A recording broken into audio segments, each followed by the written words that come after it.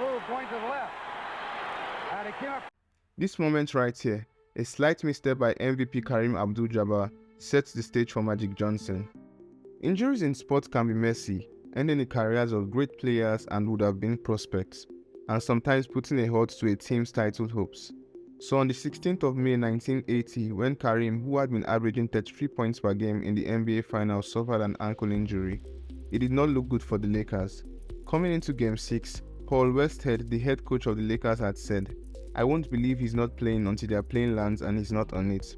And as fate would have it, Kareem didn't make it to the championship clinching game. His absence forced Paul to start a rookie Magic Johnson at center. Magic went on to put up some of the best numbers by an NBA player in the finals: 42 points, 15 rebounds, and 7 assists, enough to win him the first and only finals MVP by a rookie.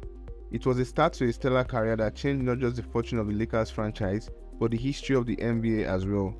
Throughout his career, Magic helped lead the Lakers to 9 NBA finals and 5 NBA championships in 12 years. His time with the Lakers also led to him winning 3 regular season MVPs, being named to 10 All-NBA teams, and leading all players in assists multiple times. Magic's relationship with the Lakers was a fruitful partnership, with a beginning that can be traced all the way back to the 25th of June 1979, when Magic got drafted with the first overall pick by the Lakers. The NBA draft is a system as old as the league itself, an old rite of passage into the world's premier basketball league, and over the 77 years of its existence, countless players have gotten into the NBA through its draft system. A vast majority of these players went through the league unnoticed, never winning and never having an impact on the game, but there are a select few, just like Magic, who have been able to leave their mark on the history of the game of basketball. Players whose presence on the floor made basketball an exciting game to watch, but most importantly, they impacted winning for whatever teams they found themselves in. Stars such as Tim Duncan, Larry Bird, Hakeem, Isaiah Thomas, Kevin Durant, LeBron, and MJ were picks who everyone knew would undoubtedly ascend to the heights of greatness, and some of them had their horns blown from when they were in high school up until draft day. Magic and Bird had an already ongoing rivalry from college, and up until this day, the championship game between Michigan State and Indiana State remains one of the most watched college basketball games ever. Bird and Magic eventually continued their rivalry in the NBA, playing for the Celtics and Lakers respectively.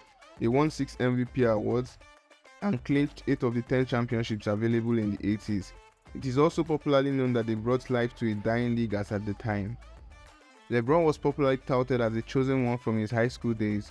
At 16 years, everyone already knew he had greatness in him, and he had many expectations coming into the league from high school. Right now, going into his 21st year as an NBA star and one of the faces of the league, LeBron has been to 10 NBA finals, winning 4 championships, and has become the NBA's all-time leading scorer, while also being 4th on the all-time assists list. Great things are expected of great players. To be a high draft pick in the NBA and not live up to expectations would be a disappointment. You'll be called a failure and a bust. And more times than not, we have players who have had high expectations placed on them and seldom performed when the lights got bright.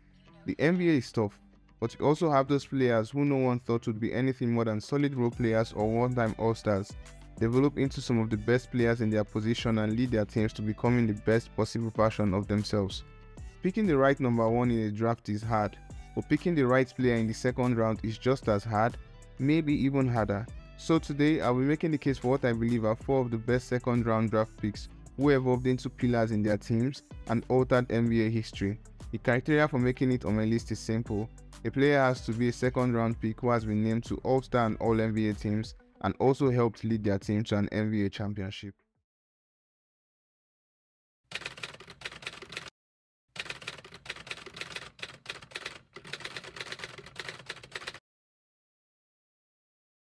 In a league obsessed with numbers, with career averages of 9 points, 5 assists, and 7 rebounds, Draymond has become the poster child for players whose impact on the game goes beyond the box score and stuffing the stat sheet. What makes Draymond valuable to the Warriors are as tangible as they are intangible. Dre is considered as one of the pioneers of the point forward hybrid role. Forwards who can guard multiple positions while also taking the role of an on-ball facilitator for their teams. Draymond is a basketball savant, a high IQ player who makes up for a lack of extraordinary talent with an understanding of the game not many players possess. And although some fans believe Draymond would not have won a championship if he did not play with Steph Curry and Klay Thompson, according to Steph, Klay, and Steve Kerr, they would not have won without Draymond as well, and the facts prove it. Drafted as the 35th overall pick in 2012 by the Warriors, Draymond came into a Warriors team that had not found much success, with Steph in his third year and Klay coming off his rookie season. And although Dre played role player minutes in his rookie year, he helped the Warriors earn their first playoff berth in 6 years, notably making a layup during the regular season that gave them the win over the reigning champions Miami Heat. His continuous improved play gradually earned him more playing time on the team, and by his second season as a Warrior, he played all 82 games, averaging 22 minutes and having 12 starts. But it wasn't until the 2014-2015 season that the Warriors found the breakthrough they wanted. At the start of the season, David Lee suffered a hamstring injury that took him out of the starting lineup. His injury made way for Draymond to replace him in his role as a team starting power forward. With David Lee out, the trio of Steph, Klay, and Dre led the Warriors to winning 67 games, their most regular season wins up until that time. This earned Steph Curry MVP honors, with Draymond finishing second in voting for Defensive Player of the Year and Most Improved Player of the Year. As a starter in the 2015 Warriors team, Draymond almost doubled his points and assist production from the previous year, recording 14 points, 5 assists, and 10 rebounds. His incredible play helped lead the Warriors to their first championship in 40 years. Behind his 16 points, 11 rebounds, and 10 assists triple-double in Game 6, the Warriors were able to close out the Cleveland Cavaliers. Although Draymond has a polarizing personality that causes him to get heated criticism from the fans and the media, particularly for some of his dirty plays, including punching his teammate Jordan Poole before the start of the just concluded season and stomping on the chest of Sabonis during the playoffs, the fact is Draymond has helped the Warriors to 4 championships, and even those who disagree that he's valuable to the team would argue that his suspension in Game 5 of the 2016 finals cost them the title. Dre plays an important role as offense facilitator and defensive anchor through every season. There's a chemistry he has with Steph and Klay, especially Steph, that no other player could replicate. Sometimes their play off each other is like art in motion. His qualities as a vocal leader of the team, on and off the court, is as valuable as Steph's rather silent persona. Fact is this, in 2015, the Steph, Klay, and Dre trio was born, and the rest, as they say, is beautiful history.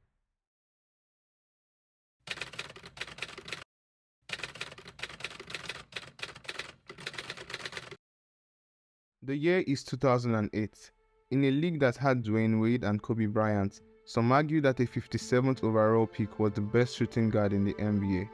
This was how good Manu Ginobili was, arguably the greatest sixth man of all time. Along with Tim Duncan and Tony Parker, Manu is known as a member of the Spurs Big Three that were pillars of one of the NBA's most dominant dynasties. Known for popularizing the Eurostep in the NBA, Manu came into the league with a unique style of play. He was flashy and eccentric with the ball like AI, he played aggressively like Russell Westbrook, and he was also a trickster. Unlike Tim Duncan, his style of play was opposite of what people called the Spurs' slow-paced, boring basketball. This caused him to have clashes with Coach Pop early on in his career, with Pop complaining he was uncoachable because Manu would always do things outside of the Spurs textbook, such as taking the hardest shots and trying the most unconventional passes. But with time, Pop became content with Manu being Manu because it helped them win. Drafted as the 57th pick out of 58 players by the Spurs in 1999. Looking back, it is safe to say Manu may be the greatest draft steal of all time, but there's a story to be told. After getting drafted by the Spurs, Manu did not sign with the Spurs until 2002. In this 3-year span, he would go on to play in Europe, growing as a player and making a name for himself in Italy and Europe, including leading his national team Argentina to second place in the FIBA 2002 championships. By the time he was beginning his rookie year, he wasn't the average NBA rookie, as Manu was already 25, but in spite of him winning in Europe and being one of the best players, there were those who doubted his potential to impact in the NBA. But these doubts didn't last too long, as the Spurs were able to win the NBA championship in his rookie season. Perhaps one of the best traits of Manu Ginobili's career was the fact he was willing to take a sacrificial backseat on playing time, agreeing to come off the bench and lead the second unit for most of his career. Manu could have easily taken his services elsewhere. He had what it took to be the leading star in an NBA franchise. It remains doubtful if that would have been a fruitful option, but he chose to play within a winning system that would guarantee him success. Playing off the bench also afforded Manu the minutes to play his own way, and it made sure he, Tim Duncan, and Tony Parker were almost never on the bench at the same time. Over a 23-year career, Manu made a name for himself in Europe and the NBA, helping the Spurs to win 4 championships and playing himself into the Hall of Fame. Manu was a winner wherever he went, being one of only 2 players to have won the NBA championship, Olympic gold medal, and EuroLeague title. He also still remains the winningest player in NBA history, winning over 72% of games played. With a career not even many first-round picks can boast of, the Argentine has left his imprint in the books of NBA history.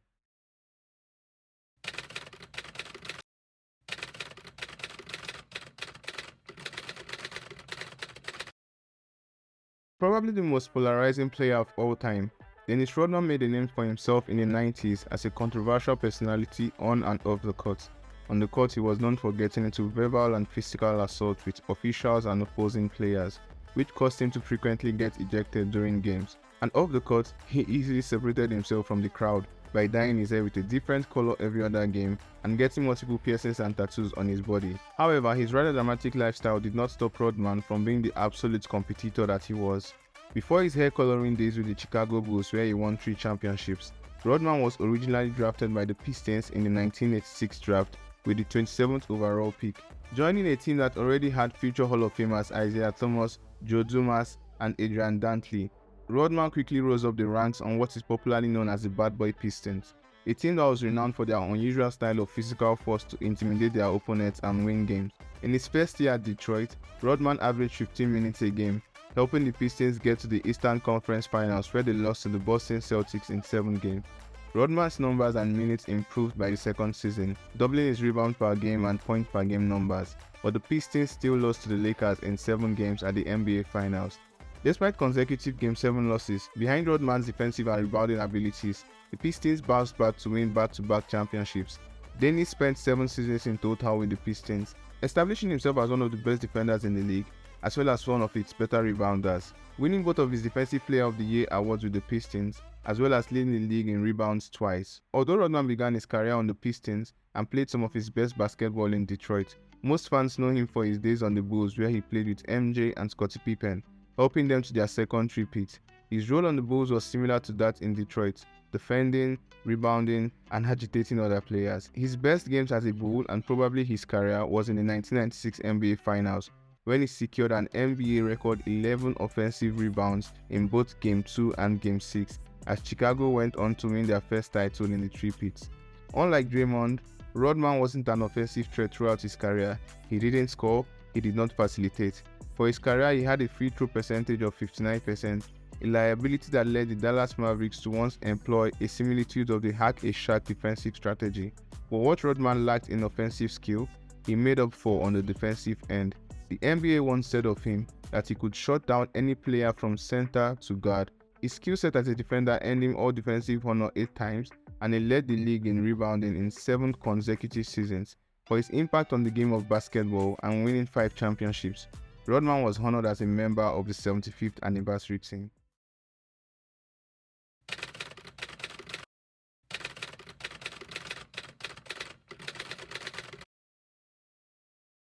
Coming up a season where he was 0.2 assists shy of averaging a triple-double and falling just short of winning a stud MVP in a row, Nikola Jokic has already cemented his place as one of the greatest players in NBA history, and he can only move up the ladder. Jokic was selected with the 41st pick in 2014 draft, a statement that sounds unbelievably silly right now, but he was infamously drafted during a Taco Bell commercial. The future back-to-back MVP was doubted because of his overall view, just like Manu. There were concerns as to whether he will be able to adapt to the physical play of the NBA, but in reality, it's as though the Joker has found a recipe for success on the court, successfully executing a run through the postseason that a lot of players cannot replicate or rival. In a single playoff run, Jokic defeated a flaming hot KD and Devin Booker, DeAndre Ayton, LeBron James, Anthony Davis, Rudy Gobert, Jimmy Butler, and Bam Adebayo, averaging 30 points, 14 rebounds, and 10 assists on 55% shooting from the field and 46% from 3. The man ran through everything that was put in front of him without a struggle, racking up triple-double after triple-double like he was playing against G League teams, making shots effortlessly while dishing out some of the best passes we've seen. Doubted as the number 1 seed from the regular season, every single series looked like the one that may slow down Jokic and the Nuggets, but no one looked like they could take Denver to a Game 7, and no one did. Perhaps, a game that highlighted the consistency of Jokic would be the championship-clinching Game 5. On a night when everyone struggled with making their shots, Jokic was still able to score 28 points on 75% shooting from the field, while grabbing 16 rebounds, The only other person to make 50% of his shots was Christian Braun, who scored 2 of his 4 attempts. The Joker went on to be unanimously voted as the Western Conference Finals and NBA Finals MVP in the 2023 playoffs. Jokic is already regarded as the greatest passing big man in NBA history. With an on-court vision like Magic Johnson, Jokic embodies the Spurs dynasty principle of making just the right plays. In Shaq's words, Joker, what can you say about him? Very impressive passing, scoring, leadership, and is a true definition of letting the game come to you. Jokic plays at a slow pace that allows him to survey the court for openings that can be exploited. His unselfishness with the ball is what makes Jokic a great teammate. He's willing to have more assists than shot attempts if it's what guarantees his team a win, but he's also a very capable scorer when he chooses to light it up. The second highest player efficiency rating of all time, Jokic dominates every advanced metric because he just does the right thing at the right time and never forces himself into making wrong decisions with the ball. Breaking records has become a thing we experience with Jokic every season. He's either equaling a record by Will Chamberlain, Oscar Robertson, or another great. Although he has frequently mentioned he's not after the stats and accolades, he just seems to be doing it all the time, and the NBA history books are keeping record. It's like the statement by Rancho in 3 Idiots: follow excellence and success will chase you. So if you enjoyed this video, kindly like, subscribe, but most importantly leave a comment down below and click on any of these cards on the right to watch other videos I think you would find interesting.